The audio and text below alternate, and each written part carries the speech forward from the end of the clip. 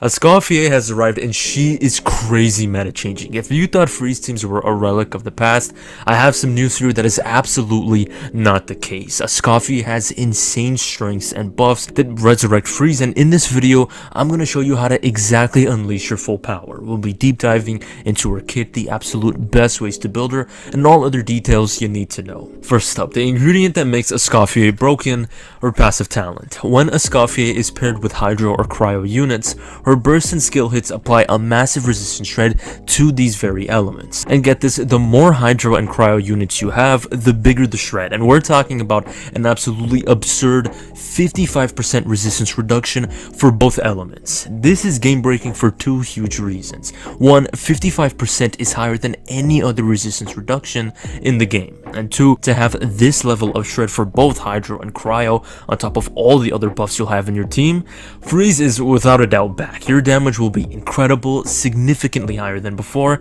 and to guarantee that you have this big damage boost, you want to load up your team with purely Hydro and Cryo characters.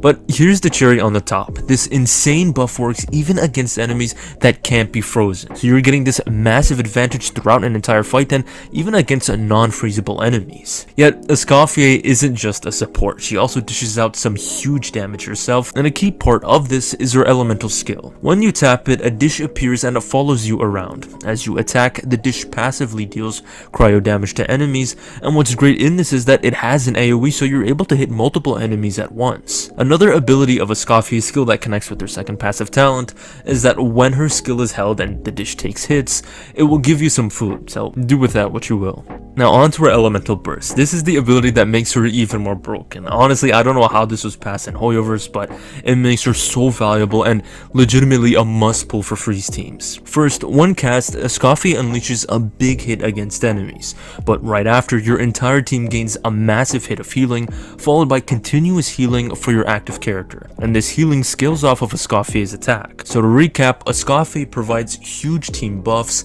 deals great damage, and heals your team, and her healing perfectly complements Farina, so Escoffier is also able to generate you fanfare stacks, furthering your damage even more. With all that in mind, when you're leveling Escoffier's talents, make her skill your top priority, followed by her elemental burst. You can completely ignore her normal attacks since you won't be using them.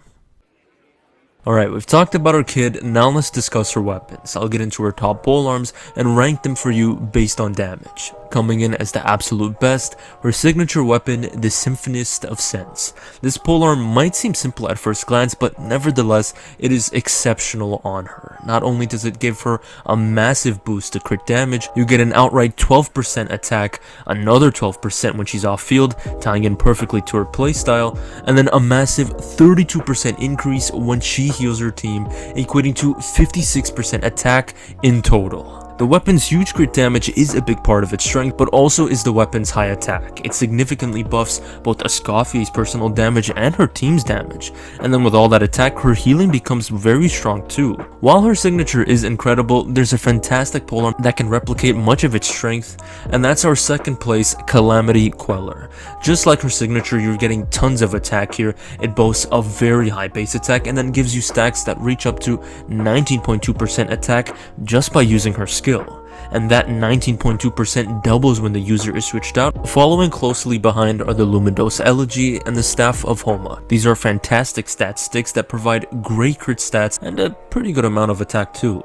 Similar in its increase to attack is the next best polearm, the Staff of the Scarlet Sands. This staff is actually a strong weapon, but it is limited by its passive, which increases attack based on the user's elemental mastery. Since Escoffier is designed for freeze teams where EM is unimportant, the weapon doesn't reach its full potential. Rounding out the 5-star options, we have the Jade Wing Spear, the Vortex Vanquisher, the Crimson Moon, and the two energy-focused polearms, Engulfing Lightning and Skyward Pride. Now let's talk about the more accessible but still powerful 4-star polearms, and the number one spot here goes to a surprising option, the Prospector's Drill.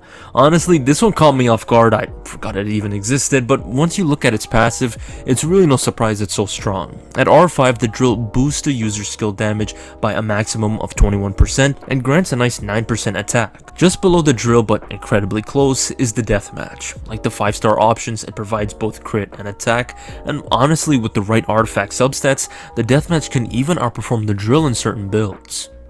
Next up, we have the free-to-play friendly Missive Wind Spear and the recently released Ohanashi. The Missive Wind Spear generally performs slightly better due to its higher attack percentage substat, but they are very close in terms of damage. Another exceptional 4-star option is the Mountain Bracing Bolt. This polearm provides a lot of what Escoffier needs. It practically solves your energy needs with its passive and boosts skill damage by a total of 24% at R5. With ER and skill damage, it seems like a flawless polearm, except it doesn't do anything for Escoffier's burst damage. A polearm that does and is even able to become one of Escoffier's top weapons is the Blackcliff pole. But this is only the case if the Blackcliff's passive is active. Considering the times you'll be fighting bosses or other situations where the passive won't be triggered, the weapon's performance drops significantly, making it a powerful but very inconsistent choice. And finally, for those of you just starting out in the game and needing a good polearm for Escoffier, you can use either the Halberd or the White Tassel.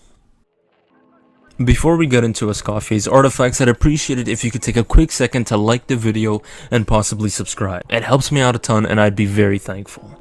Back to the video, now let's talk about an important ingredient for Escoffier's damage, her artifacts. This is where things get a little complicated because there isn't just a one best set for Escoffier. You've got multiple strong sets that can be used on her, but they also really depend on how you plan to play her. This can get pretty confusing, but not to worry, I'm gonna break them all down and rank them for maximum damage. First up, the Golden Troupe. This is a top tier set that everyone is talking about, and for good reason. It gives a massive damage bonus to her skill damage, which is what Escoffier will be constantly dishing out throughout a battle. Golden Troupe also works when she's off field, which is perfect with Escoffier's off-field nature.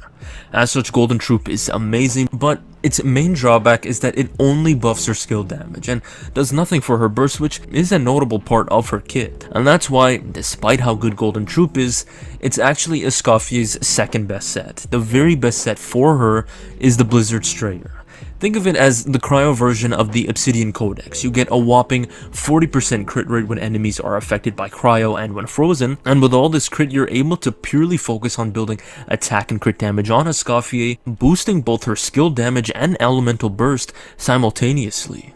Now, you may be thinking, how does Blizzard Strayer face against non-freezable enemies with 20% less crit rate? In this case, Blizzard Strayer does fall off, and it falls off by a noticeable amount. But here's the key, the damage fall off of Blizzard Strayer makes it only slightly weaker than the Golden Troupe. You're still dealing damage that's high and practically equal to the Golden Troupe, while in Blizzard Strayer's strong moments, you're dealing a much higher damage than Golden Troupe. So here's the simple takeaway, if you want the absolute highest damage potential, go for Blizzard Strayer. But if you want consistent high damage, regardless of whether the enemy is frozen, Golden Troupe is the set for you. Aside from these two prime options, you can also use any combination of 2-piece sets that boost attack, skill damage, and cryo damage.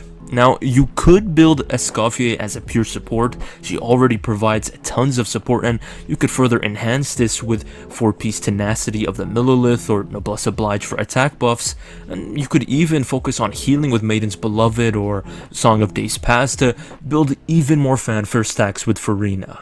But Escoffier has the capability of dealing impressively high damage, therefore it's better if you actually take advantage of her damage potential rather than sacrificing it for slightly better supporting. For any of you that are early game players, some strong starter sets for Escoffier are any 2-piece combos of Berserker, Braveheart, Sojourner, or Gambler. And if you need some extra energy, 2-piece Scholar and 2-piece Exile are great options. Now let's talk about her main stats. For her Sands, you absolutely want to use attack percentage. For her Goblet, cryo damage is generally the best for maximum damage.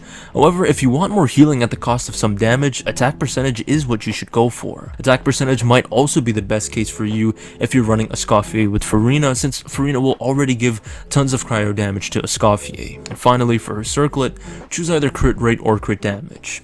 When it comes to substats, aim for both crit rate and crit damage, attack percentage, flat attack, and energy recharge.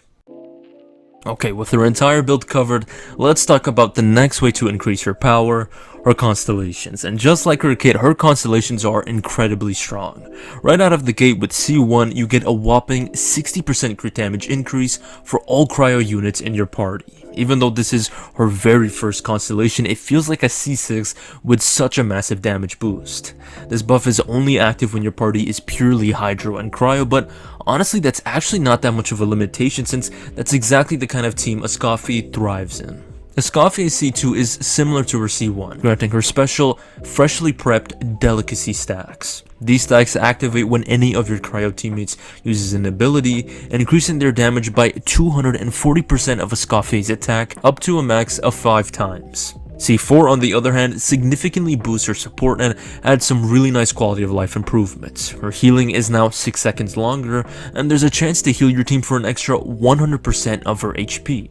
Plus, there's a chance to restore 2 energy when Escoffier heals, and this chance scales with her crit rate, so the more crit rate you have, the more this will trigger. And finally, we reach her C6, which transforms her elemental skill. Now, when your active character uses a normal charge or plunging attack, her skill unleashes an extra hit, dealing 500% of her attack. This attack has a very short cooldown and can occur 6 times during one duration of her skill. Last but not least, let's talk about some exceptional teams to play Escoffier in. Unsurprisingly, we have to start with an Escoffier team featuring Ayaka. With the release of Natlan, many characters got big boosts, but Freeze felt a bit left behind and Ayaka with it. But thanks to Escoffier, Ayaka is back in the meta and better than ever. With both Shenhe and Escoffier's Cryo Shred, enemies will have a 70% reduction to cryo resistance. This makes Ayaka incredibly powerful, and Escoffier herself will be dealing huge damage in this team as well. You'll have tons of on-field cryo damage from Ayaka and massive off-field hydro and cryo damage from Escoffier and Furina, both of whom benefit from Escoffier's Shred and Furina's elemental damage bonus. The second team I have for you doesn't stray far from the last one. We're still in Inazuma and in fact, still in the Kamisato clan. It's Freeze Ayato with Escoffier. Ayato unfortunately has fallen within the meta and arguably even worse than his sister. Yet with Escoffier's arrival, it seems like Ayato has finally a crazy new buff. Finally, thanks to Escoffier, there's a new unit to push Ayato to the next level. He can now fully utilize that insane Hydra Shred, and he gets a fantastic sub DPS in Escoffier to significantly boost his team's damage. Again, I'm slotting Furina in here because her damage and buffs are just too valuable, but instead of Shenhe, we're gonna be playing Citlali. She provides another 20% Hydra resistance reduction, and best of all, she'll be running 4-piece Cinder City, which gives a massive 40% damage bonus to Ayato, Furina, and Escoffier. Opposite to the last two teams, this setup doesn't bring back a struggling character into the meta, but rather solidifies an already incredibly strong composition for a staple meta unit, Neuvillette and in Freeze. Citlali has already significantly improved his free setups, but adding Escoffier to this team makes it even better. Again, he benefits from the resistance shred and increased fanfare generation, but what I really like about this team is that it frees up other highly contested units like Kazuha for your other teams. And while strictly not necessary but always nice to have, Escoffier takes some of the damage burden off of Neuvillette. Well everyone, this is my guide. If you enjoyed it, please consider liking and subscribing. This immensely helps the channel and would mean a lot to me. Be sure to ask me any questions you have on Escoffier, and thanks for watching.